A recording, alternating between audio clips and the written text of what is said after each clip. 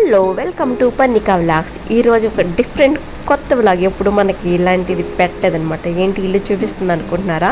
ఈ ఫ్లాట్ అయితే మనకి మియాపూర్ దగ్గర ఉందనమాట. సేల్కి అయితే ఉంది.